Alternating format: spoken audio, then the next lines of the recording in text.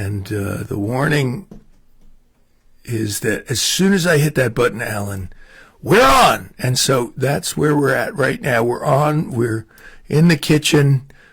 We're excited. We're engaged. We're in tune.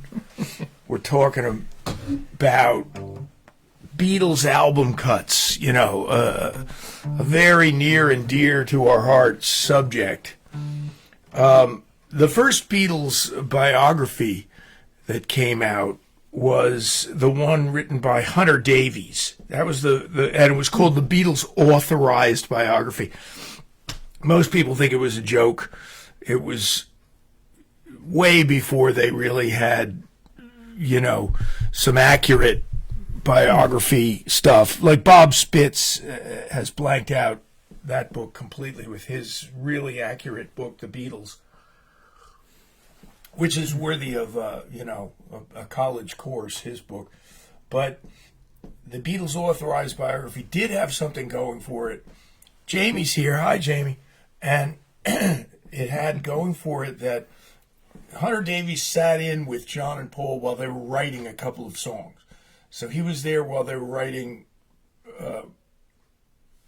with a little help from my friends, I think. He also was there while they were recording Getting Better, and he described that whole process. But one of the funniest things that they said in this book was they were just like, the last 4 songs of every album is just total garbage to us, a slog. We just go, we need 4 songs, you know. And do you guys out there in cyberspace, do you know about the day in the life of Van Morrison where he owed the record company 30 more cuts, and he did them all in one day? He recorded 30 songs in one day, and they were crap songs. He was just like, here, this is what you want for me to get out of my contract. This is what you're going to get. And it's thought of as one of the worst albums ever made or something. But now here's where the Beatles set themselves apart. Their slog, their pot boilers, as George Martin called it. George Martin said, Paul McCartney is one of the greatest writers of pot boilers. He can write a song in 3 minutes while the pot is boiling. I was telling Eli tonight, that sounds kind of like not so great an endorsement, but really when you think about it, a lot of people can't do that. A lot of people can't point a finger at him and say, give me a song in the next hour. James Taylor can't do that. He hardly even writes enough to record an album a year. It takes him years to build up the material for an album. He's a very slow, careful writer and a great writer, and the proof is in the pudding. But McCartney and Lennon would sit there and just go, okay, what do we got to do to finish this album? Now, funny thing is, for years, I thought that this first song that we're going to open up with, great album cut, I thought it was one of those. I thought it was one of those, hey, let's just write, you know, something quick. But in recent months, I have found out that this great song, Every Little Thing, was actually the opposite of that. This was McCartney's attempt at writing a single. He thought this was going to be a big hit, and he said, I thought it was great. It was me and John singing. It had a great hook line, da-da-da-da-da. It had some great instrumentation on it. John was playing an electric 12-string. But he said, ultimately, we just wrote a couple of better songs for the single. So that was around the time they wrote 8 Days a Week. That was a better song? It wasn't a better song necessarily, but it was the song that everybody said that's the single, you know. And this song you and I love, and in some parallel universe, this could have been a hit single. Now, does anybody know who's covered this song? One of the entities musically who's covered Every Little Thing is Yes. Yeah, you knew that. Okay. Well, I won't say any more then. I'll just let's do it and say hi to everybody this way. Jamie's in the house. If you're in the house, say hello. We'd love to hear from you.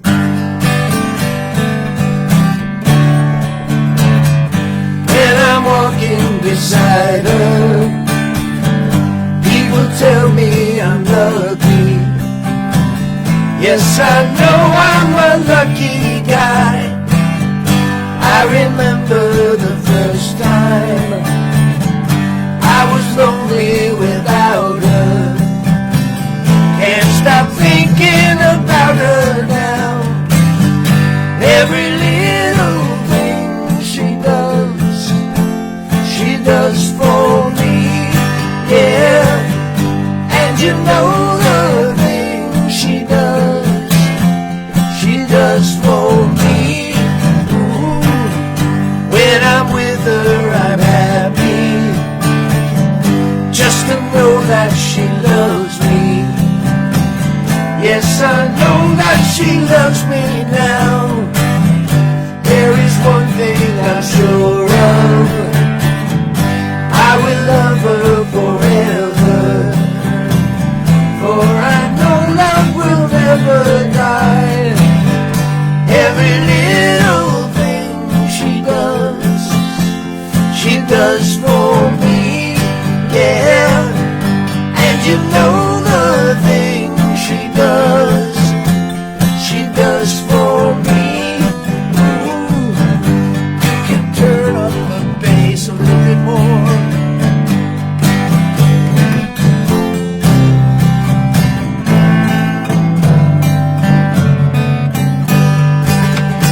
Every little thing she does for me, yeah. And you know the things she does for me. Ooh.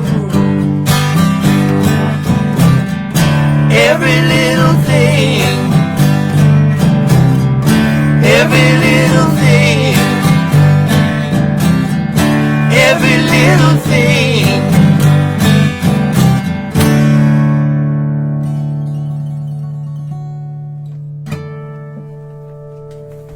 Yeah, good start. In my humble opinion, I am, what's the abbreviation? IMHO, in my humble opinion.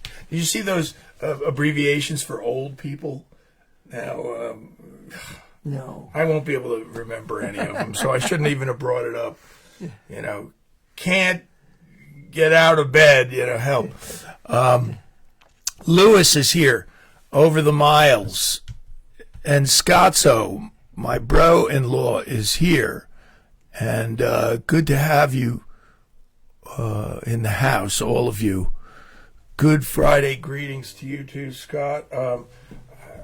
We're doing Beatles album cuts, and they fall into at least two categories, and probably more, but the two categories that I'm concerned with are the album cuts that are relative obscurities. Almost nothing by the Beatles is really obscure, but relative obscurities. And we're going to do at least one of those tonight, so stay tuned for that. We're going to do something.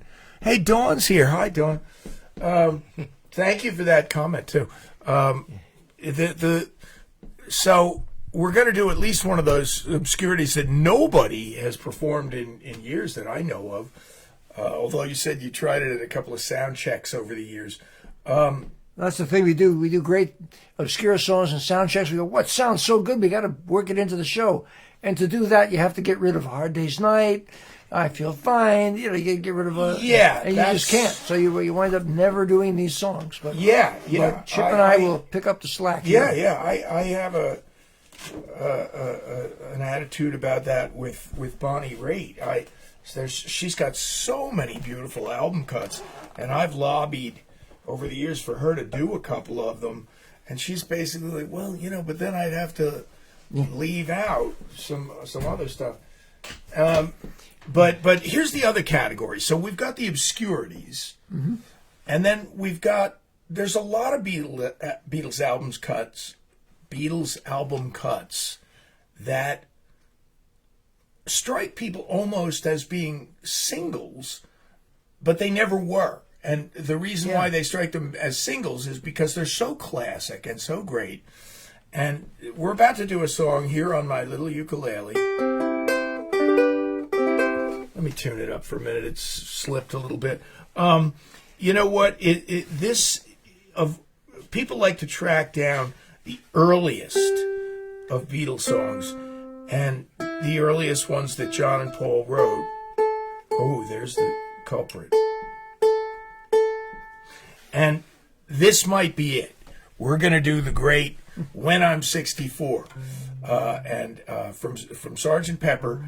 But as the story goes, Paul McCartney, this was one of his first 3 songs that he ever wrote. He was 14 when he wrote it on his piano at home. And I think he kind of wrote it for his dad in a way. You know, he's thinking about his dad.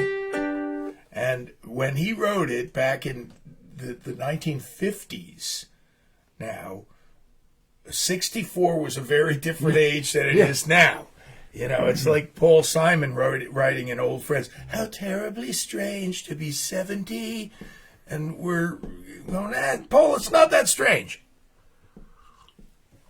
We're not sitting on no park bench feeding the pigeons yet. And when I'm 64, McCartney was doing 3-hour sets when he was 64, touring the world.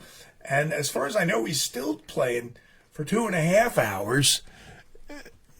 Oh, okay, Louis, we're going to do this song for you tonight. Okay. And you're a very young 64 right there. So let's try it, Al. Here we go.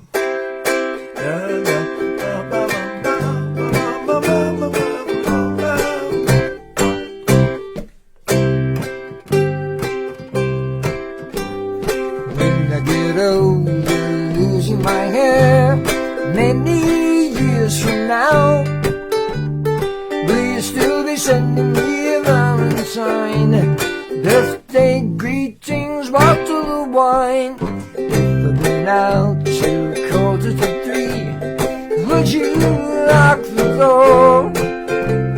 Or will you still need me? Will you still feed me when I'm 64?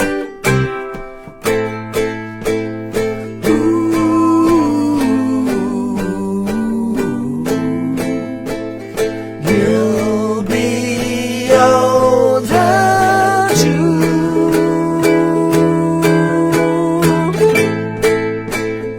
And if you say the word, I could stay with you.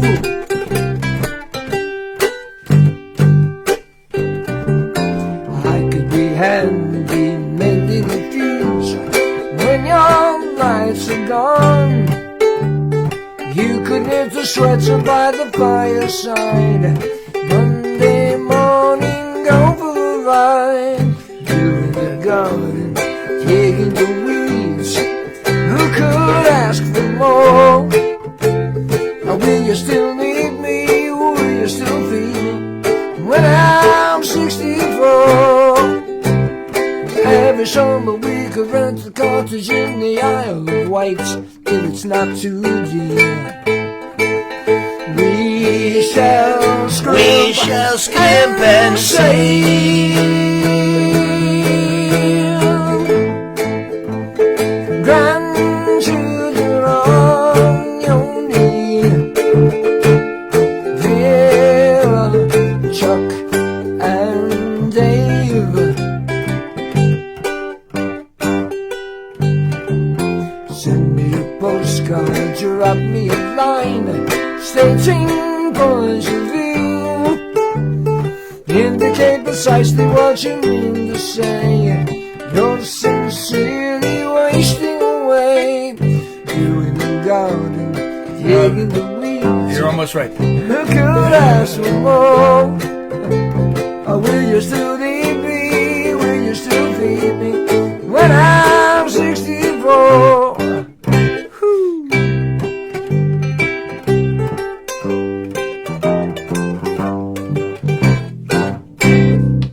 Okay. Yes, went off We're the rails, but allowed. that's okay. We're like, the last line is, give me your answer, fill out a form, mine forevermore. And I screwed up the last ending lick. Hey, whatever, we're having fun. We're not about perfection here. Let me stop for a moment in the proceedings and show you some fine art, although that'll be your call if it's fine or not. Alan showed up here one day for a cup of Java a year or two ago, and he brought me an unfinished ukulele. It was like plywood. And, let me look for a minute on the OBS thing here. There it is. Okay, I'll hold it up. This is what I did with it, and quite happy with how it turned out. It's for sale. And for any of you guys, it's less. Anybody watching tonight. So if you're ever interested in this, Alan tonight is taking home. Here, hold that for a moment. He is taking home to start his art collection. This recent painting of mine, I painted this last fall. It's a little bit dark in here. You can't really see it in the light, but that is a painting I'm very happy with. And I've got... I paid 500,000 Brazilian cruzados. I won't tell you how much what that translates into dollars. That's like yen. I drove a dump truck to the store and bought a pack of gum with the yen. I feel like this is a painting that I'm very happy with. This is for sale, and to whoever might be interested. Now we'll move on. Okay, so we got a lot to get to. Would you file that? I'll file that under you. Yeah. For ukulele, you guys can't see him, but Stampy is kind of contentedly laying here behind the camera, and we haven't scared him away yet. Usually when we start singing, or when I start singing, especially if I got the electric guitar plugged in, he'll up and go. And but he's digging it. So glad to have you all. Let me try something here. I got to get rid of that. I've got that far away, gaze in my eyes that you get when you're just looking off into the 1,000-mile distance. I'm going to press that button, and hopefully that will make our virtual tip jar appear if you'd like to help us out and keep this thing going. It's really a great service that Alan provides to drive out from Central Jersey to Bucks County and come here. Rob Trout and the Flounders is in the house. Thanks, Lewis. I'm happy we could do that for you as you are 64. If anybody else has any requests, I don't know. We got a set list.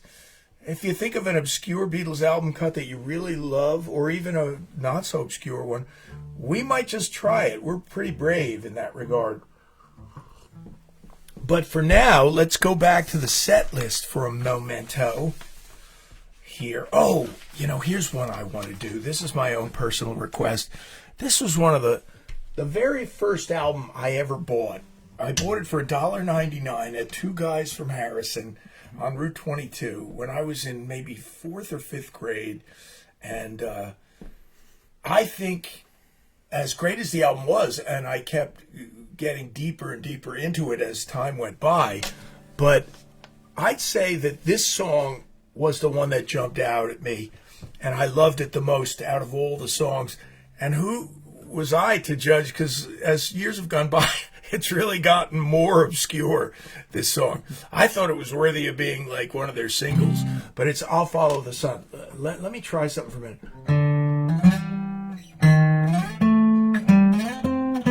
Okay, that's kind of how the guitar solo goes.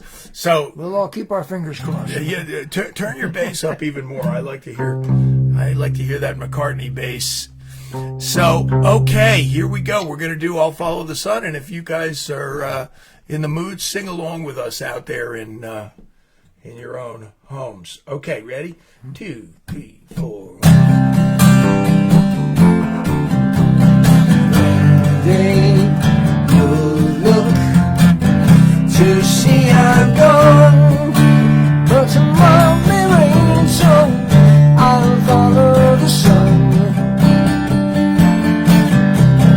Someday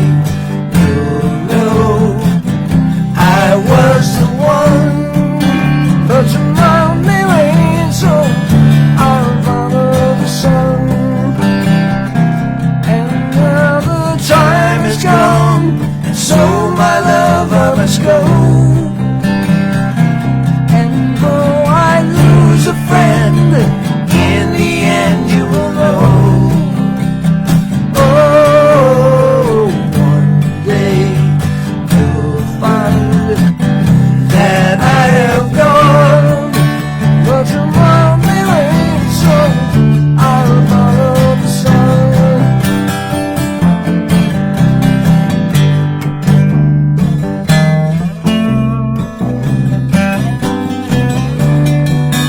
But tomorrow may rain, so I'll follow the sun. And now the time has come, and so my love I must go. And though I lose a friend, in the end you will know. Oh, one day you'll find that I have gone, but tomorrow may rain, so I'll follow the sun.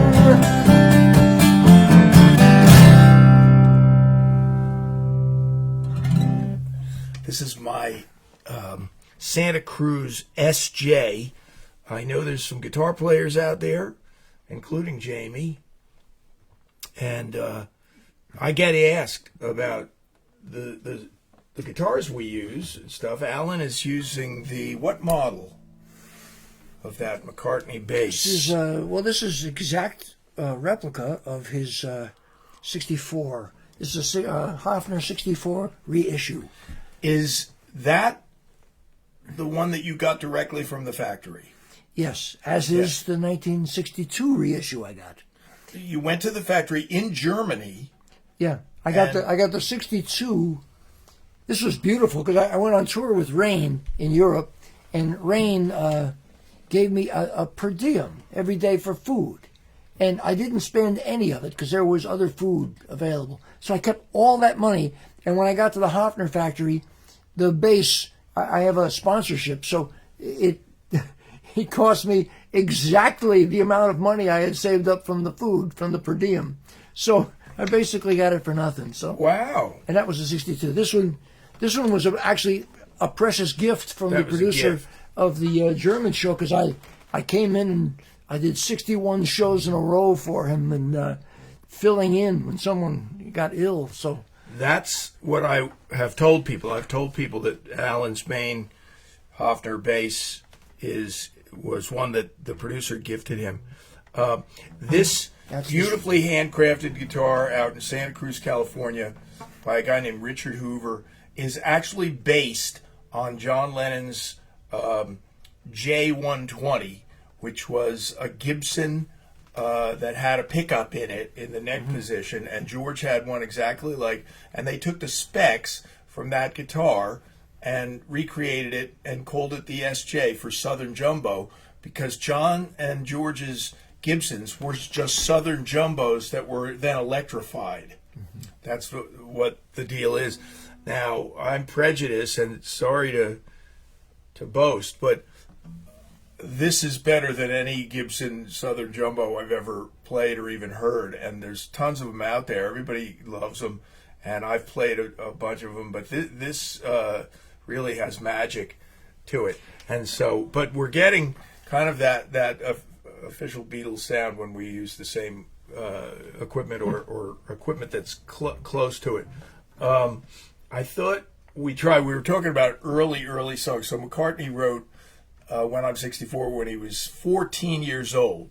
So I guess you could have heard that at the time, and I don't know what his friends thought of it, what his father thought of it, but you'd have to believe that people would go, "You're talented, keep writing." And then when they were 15 or 16, just a year or two older, they wrote this next song we're going to do, and they had so many other songs after it. One after 909 was this great rocker, but other things kind of just supplanted it. But when they got to the Let It Be movie, and there they were in the warehouse. A lot of you have seen that great Let It Be Disney 8-hour extravaganza of a documentary directed by Peter Jackson of Lord of the Rings fame, and they were just playing everything they could think of, all old rock songs and things from their repertoire, and they dug this one out, and they went, "Hey, this is better than we remembered it to be." And to me now, it's one of the great Beatles rockers. We love it too because it's a 2-part harmony song. Want to try it? Wait, 1 after 909? Yeah. Okay, that's it. You got it. Yeah. I 1, 2, 3, 4. My Baby says driving on the 1 after 909. Move over, honey, traveling on that line. Keep going, yeah. Move over once, move over twice. Come on, baby, don't be cold as ice. Said we're traveling on the 1 after 909. I beg her not to go, and I beg her on my bended knee. Only fool around with me. Move over once, move over twice. Come on, baby, don't be cold as ice. Said we're traveling on the 1 after 909. Pick up my bags, I run to the station. The railman said I got the wrong location. Yeah, yeah, pick up my bags and I run right home. Then I find I got the number wrong. Yeah, yeah, 7 traveling on the 1 after 909. Move over, honey, traveling on that line. Move over once, move over twice. Come on, baby, don't be cold as ice. Said we're traveling on the 1 after 909. Let's go to the bridge. Pick up my bags, run to the station. Mailman said I got the wrong location. Yeah, yeah, pick up my bags and I run right home. Run right home. Then out line, I got the number wrong. Yeah, yeah, said we're traveling on the 1 after 909.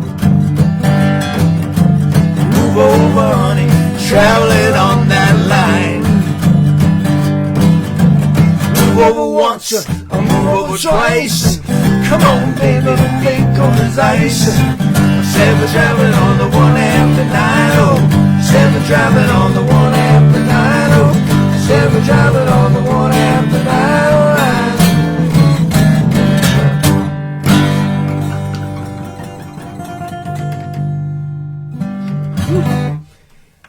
Yeah, we love it. Yep. Some people might find fault with lines like, "Come on, baby, don't be cold as ice," but that's where they were at. Can you go back again? You can't go home again, as Thomas Wolfe wrote. But Jamie and I are working on a record, and Jamie, I haven't forgotten about it. I'm into it. I love it. I'm still going to continue to finish it, but it's just been a bunch of distractions that pulled me away from the pursuit of it right now. But this song, Gene, is one of the first 5 songs I ever wrote. When I was 18, I wrote it. And Jamie, strangely enough, as fate would have it, he's like the first guy who ever really encouraged me on it. He heard me sing it once, and he said, "Wow, that's a great song." So all these years later, he's playing on it. There's something about the songs that you write when you're a kid. Now, are they all great? No. They're, I wrote a bunch of crap songs too. The bad songs that I wrote when I was 16, 17, 18 are not like overtly bad. Like you'd go, "Boy, that's terrible, Jim." But they're more just like, yawn, next. They're kind of like nothing happening. But Gene is a song I love. Annie's here driving home from work. The front door's open, Annie. And the light is on. You better come in harmonizing. Come in harmonizing. Now, One After Nine is a great old rocker. Would it be a candidate for a single? Not necessarily. You know, it's a little too much genre specific.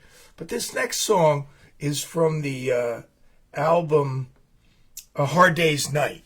And A Hard Day's Night was chock full of great songs, even songs that weren't in the movie A Hard Day's Night. So it wasn't strictly a soundtrack. And here's a song I bet you've done in your various Beatlemania shows, but also probably during sound checks, et cetera, et cetera. And we're going to do Things We Said Today, which has John Lennon really bearing down in the beginning and doing that hard, that thing. So I overdrove your microphone with that one. So let's try it. We'll let you guys sing along. And here's a great album cut that could have been a single in my estimation. It goes like this.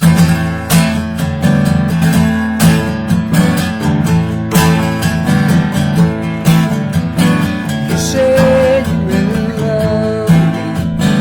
If I have to go, you'll be thinking of me. Somehow I will know. Someday when I'm lonely, wishing you weren't so far away, then I will remember things we said today. You say you'll be mine, girl, till the end of time. These days such a kind girl seems so hard to find. Someday when we're dreaming, deep in love, not a lot to say, then we will remember things we said today. I'm just a lucky kind. Love to hear you say that love is love. Though we may be blind, love is here to stay, and that's enough to make you mine, girl. Baby, you're the one. Love me all the time, girl. We'll go on and on. Someday when we're dreaming, deep in love, not a lot to say, then we will remember things we said today. Sing it out. I'm just a lucky kind. Love to hear you say that love is love. Oh, we may be blind, love is here to stay, and that's enough. To make you mine, girl. Baby, you're the one. Love me all the time, girl. We'll go on and on. Someday when we're dreaming, deep in love, not a lot to say, Then we will remember things we said today.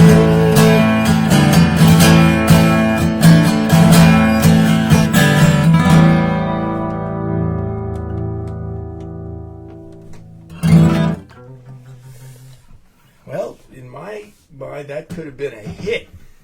That could have been a hit. You're the one who said, over the years, you said, you know, Chip, a band could just take Beatles album cuts and they could have a successful career. A group like the Searchers, Searchers had basically 2 hits that I can remember, maybe more in England, but they could have snatched a whole bunch of the Beatle album cuts and had a lot more hits. I'm with you. And Some people did snatch Beatles, like Yeah. Silky grabbed Silky. even the Mamas and the Papas. Oh, what did they record? I Call Your Name. I Call Your Name. I Call Your Name. And even the Beach Boys recorded Tell Me Why. It was a great Beatles song. Wow. Just heard from Ted Lyons. He's in the house. Good to see you, Ted. Thank you, Rob Trout. of Rob Trout and the Flounders. I say that name every chance I get because it's one of the great band names of all time. Rob, if you want, post what your next gig is. You're playing Beneducci, aren't you? Or did you already do that? Post it, and we'd be happy to tout it for you. Jamie, post your gig if you want, your next gig. Ted is on the radio every Thursday morning on WDVR with his great long-running show. I mean, really long-running. How many years now, Ted? It's well over 20, I'm thinking. But Ted has a question, Alan, and I'm interested in the answer to this too. How about the Broadway Beatlemania audition story, which he's never heard?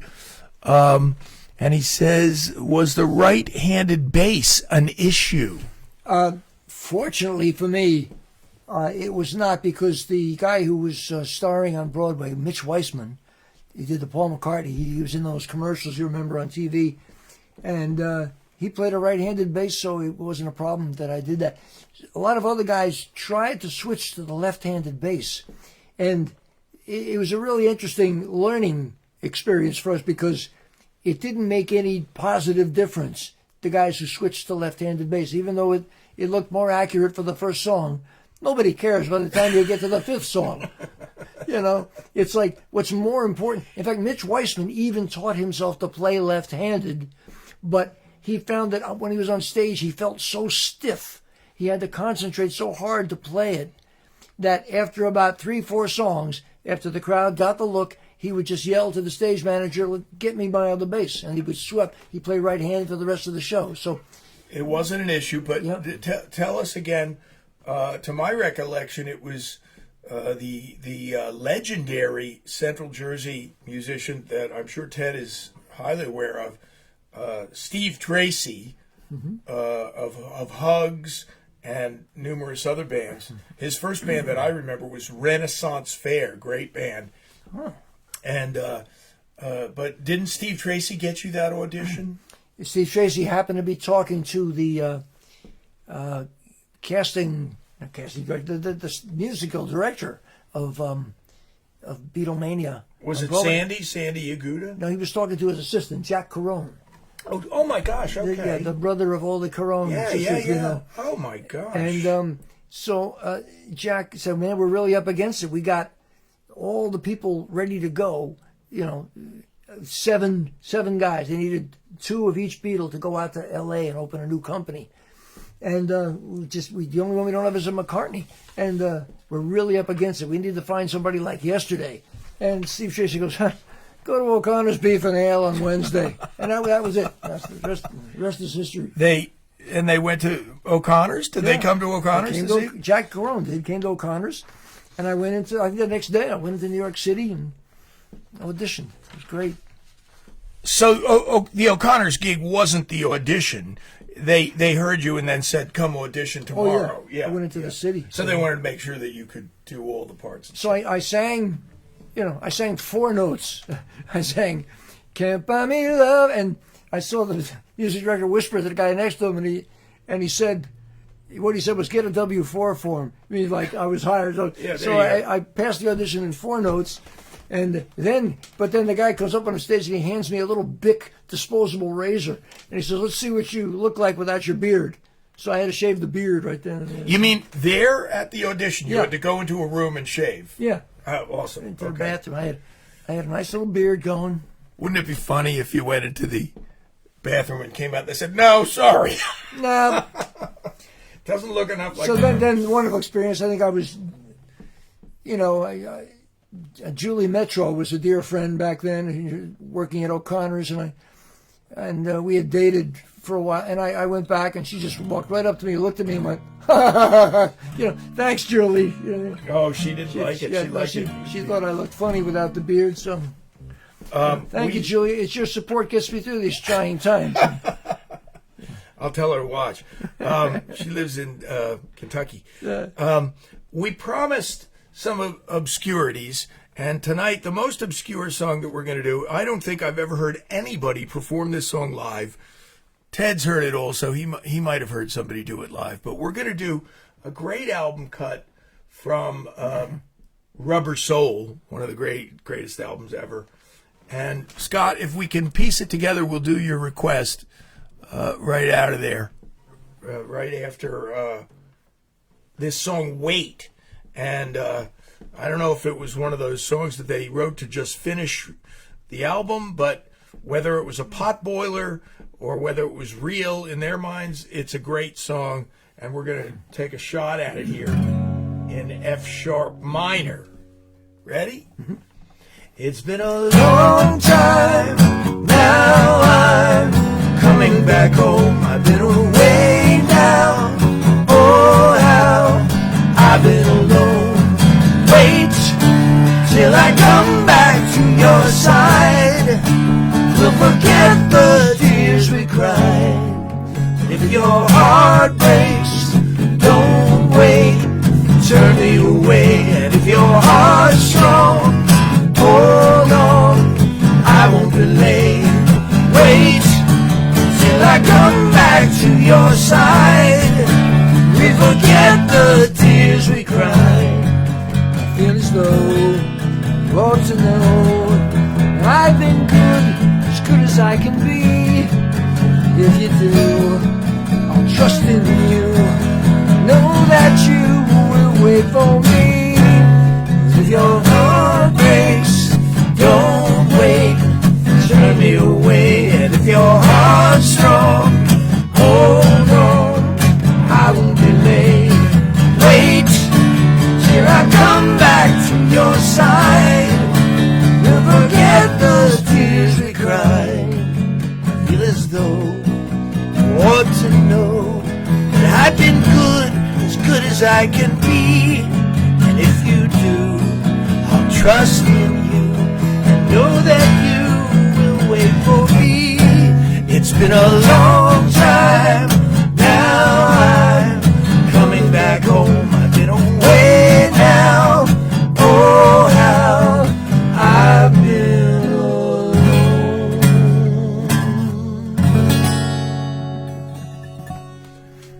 Hey, we got through it. That's what I like to hear. What I remember about that record is the very prominent tambourine, which who knows who played that? Maybe George. George played the tambourine sometimes, George Harrison. And, when you go back and listen to those records, it's pretty scary how loud the percussion is on some of those.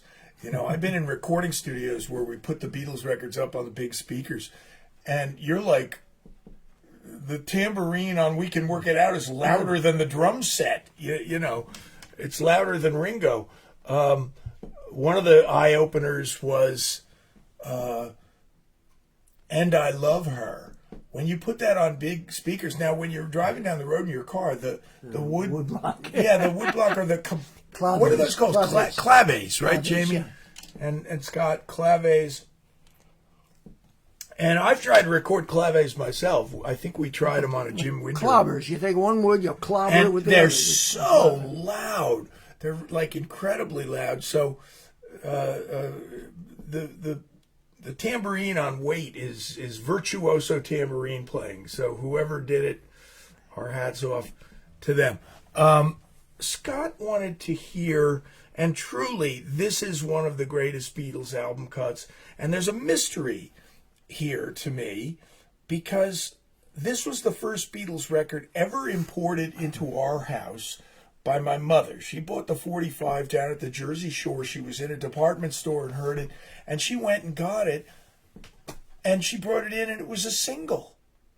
It was a single. So when was If I Fell ever a single? I don't think it ever charted. Wasn't it I thought it was the flip side of something else. No? Maybe it was the flip side of something. I don't remember but what the side was. It's got perhaps the greatest, most creative intro and hardest to play intro. So we'll do this.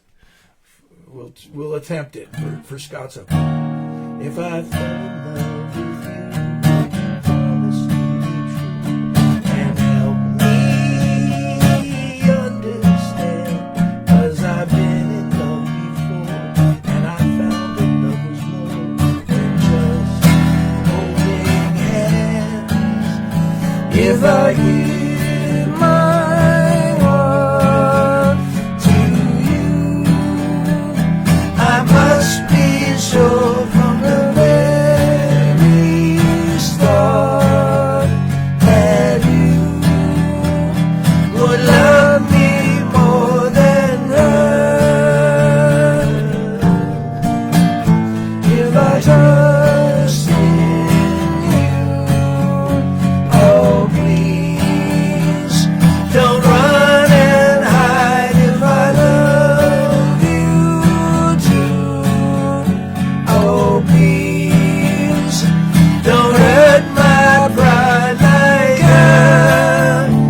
'cause I couldn't stand the pain, and I would be sad if I knew love was in vain.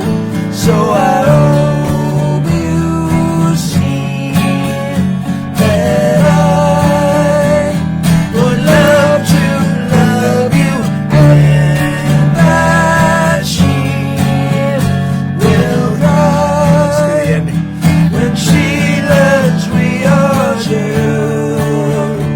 If I fell in love with you,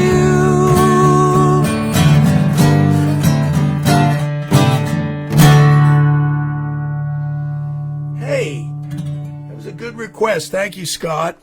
Wow. It's a hereditary chord change in our family. And Annie and Dawn are talking, I hope. The A-side was what? And I love her. Wow, I don't remember that being a single, but Jamie does. And we brought it into our house. My mom imported it. And then I bought the first album. And the album was Beatles 65. Thanks, Rob. And remember in the days, are you old enough? Some of you are, to remember you could buy an album in mono for $1.99, and the stereo version was $2.99. And when I was in 5th grade, I was like, no, I don't need the stereo version. I don't have the extra buck, you know. I thought it was just a question of whether you owned a stereo or a mono Yeah, system. You know? maybe I didn't maybe know that that. figured into it too. We didn't have a stereo until much later. The time is racing by as always.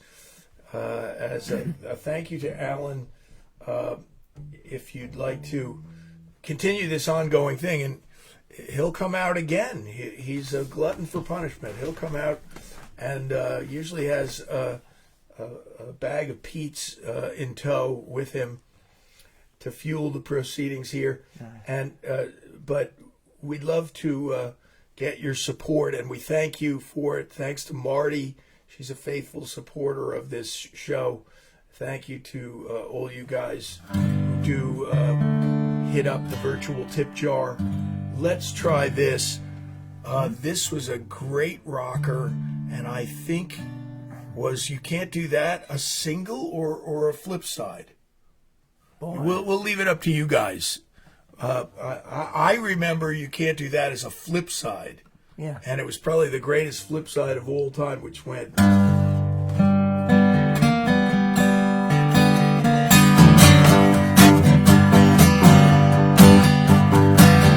Oh, do I sing it? You don't want to sing it? Yeah, you sing it. Okay. got something to say that might cause you pain.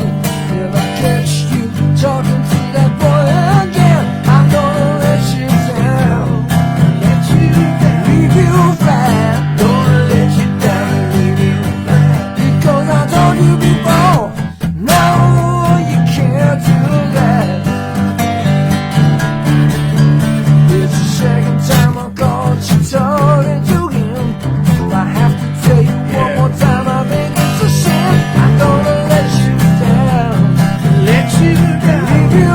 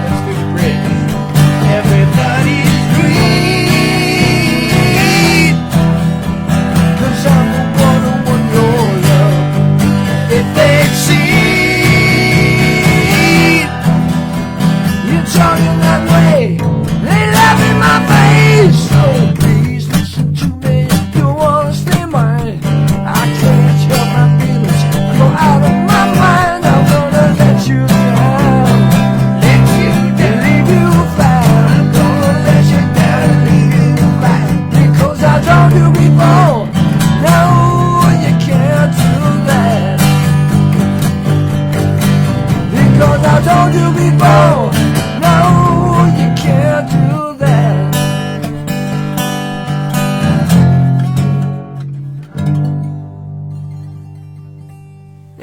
Another one we haven't done that in a long time. It's up there. That's funny. I never get to sing the damn Lennon songs. You know? Yeah, good chance for you Yeah. to sing a couple of them. I won't spring this on you tonight, but next time you come, we'll do Julia. Oh yeah. You've exposed the greatness of that song to me. It kind of went by me quickly, and I didn't notice it much in those days. Why? I don't know, because the White Album had Blackbird, it had Mother Nature's Son. The McCartney solo acoustic songs were so strong on that album.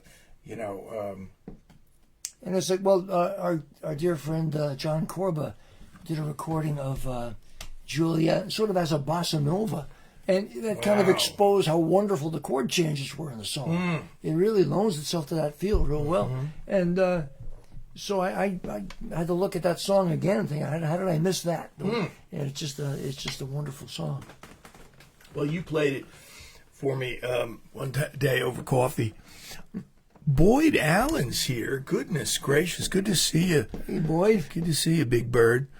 And Brian has just supplied us with the info which And I Love Her was a single. I don't remember that at all. Wow. Jamie says the A-side of You Can't Do That was Can't Buy Me Love. Yeah. And one thing I remember one thing I remember for those fans of A Hard Day's Night, and at that point, when A Hard Day's Night came out, didn't the Beatles suddenly kick into overdrive because we listened to their stuff and we're like teenagers and we're telling our parents how great it is, and then A Hard Day's Night come, and still to this day, A Hard Day's Night is in 100 critics' top 10 list of the all-time greatest films. It's in the museums and it's in the Hall of Fame in Hollywood. It's just the funniest, greatest, well-written flick. And of course, to really give the Beatles fans what they want, they have this concert section at the end, which is, I don't know, maybe 20 minutes. The kids are screaming. Famously, Phil, what's his name, who was the drummer for Genesis and then went on to be the big solo. Collins. Phil Collins is in the audience as a teenager. He got a ticket, and you can see him if you go back and watch it. But for me, I just want to tell you, You Can't Do That was an electrifying moment in that concert. It was all great stuff, and Happy Just to Dance with You, and A Hard Day's Night, of course, is in there. But something about You Can't Do That just nailed it. It was like in the middle of their strengths, right in the center of how great they could play live. And It's funny. You can't do that. You say that to me, and I think of the guitar books that taught you how to play guitar. Yeah. That was mostly a G7, and G7 one of the easier chords to start off with. yeah, Because your first finger just goes down to the, and it's so that's, even though I didn't even know the song or have the record, I sat there with that book, practicing my G7 in that song. So Yup. I have a really weird story. It may not interest anybody at all, but I got a Beatles book, a publisher's kind of sheet music book, and I got it before I even heard some of these records. So my mother and I were playing I Call Your Name before we ever heard that record. Wow. We were playing it on guitar and piano, and I didn't hear the record till years later. I thought I Call Your Name. I thought that I Call Your Name was a ballad. We were playing I Call Your Name. It turned out later it was like kind of a raging rocker. Oh, that's great. But the first song I ever learned, You're Gonna Die. I don't think you even know this about me. The first song I ever learned to play on the guitar was From a Window. Is that weird? It was a Beatles song from the book. I just figured out late yesterday night, and it wasn't even recorded by the Beatles. Chad and Jeremy recorded it, and it wasn't a hit. But I learned that song as my first, easy chord song. Yeah. And it wasn't even that easy. It had some chords. Oh, I could be there just to have a love like that. Oh, I would be true. Yeah. And I give my life to you. No. Give my life to you. So, I'm on Capo too. That's a very obscure song, but it's a good one. I like it. We're getting to the end. We maybe have time for 2 more songs here. We're so glad that you guys could join us. Thanks. I'll be back. No, I won't be back next Friday. I'm doing a gig in Central Jersey, so I'll be back in 2 weeks, and I'll have a very special program of a certain design that I'm going to do in 2 weeks from tonight. And then next month, Lord willing, Alan will come back. We'll find another thing. I think next time you get together with me, we'll do some more obscure classics of the 60s. We didn't even scratch the surface. And one of them would be Mr. Dyingly Sad. Oh, yep. We've never done that before. My wife is young and British, and she was unfamiliar with that song, but she's learned to love it. It's a really cool song. Yep. And so as we talk about songs that have taken on a life of their own, this was never even a candidate for a single, but it's become very famous. Norwegian Wood. Yep. And very famous and classic. And it caught the attention of Bob Dylan and a bunch of other people. It goes like this.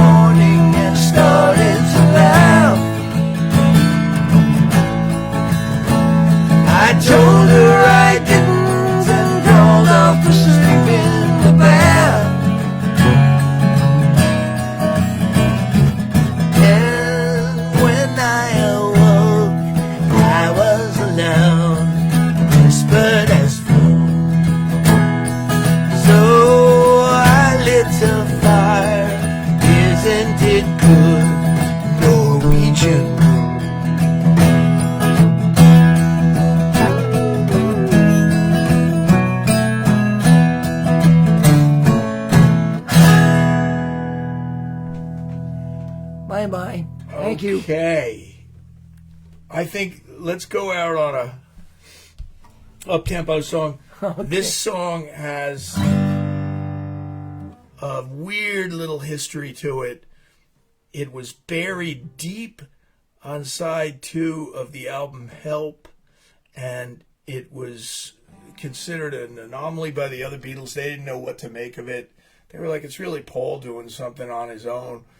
And then the American execs heard it, and they said, let's put it at the beginning of Rubber Soul. And so when you bought the American version of Rubber Soul, it opened with this song, I've Just Seen a Face. And subsequently became a favorite of American audiences. And McCartney was baffled. He's coming over with Wings in the 70s, and people are yelling for I've Just Seen a Face. He goes, I've just seen a face. How did you hear that? It wasn't even a single. It wasn't a single. But thanks again for listening. God bless you. Have a great night. We'll just go along with this. We'll go on out with this one, which goes...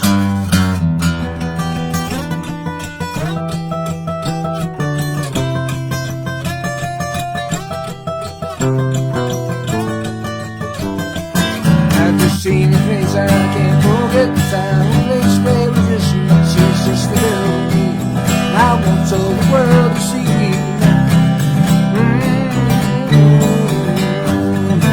And at the end of the day, I might have looked the other way, and I'd have never been aware that I should as I'll dream of her tonight. Right. Oh yes, I am falling, and she keeps calling me back again. I have never known the likes of this. I've been alone and I have missed things kept out of sight. For other girls that never quite like this. Right. Oh yes, I am falling, and she keeps calling me back again. Look out.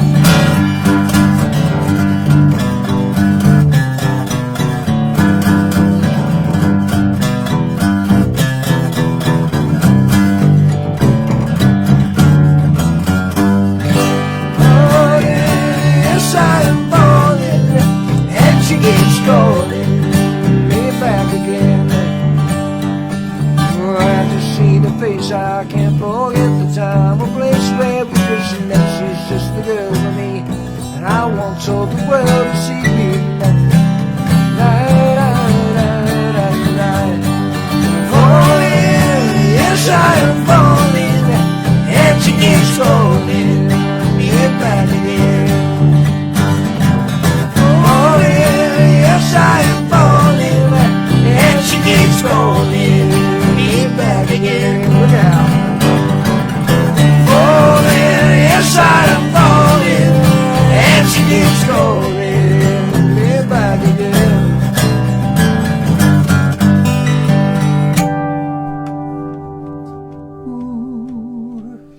Thank you. Have a great week. Happy Easter. Happy Passover. And we will be back. I take my painting and go home now. Alan's going to take his painting home with him. And we love you. Have a good one.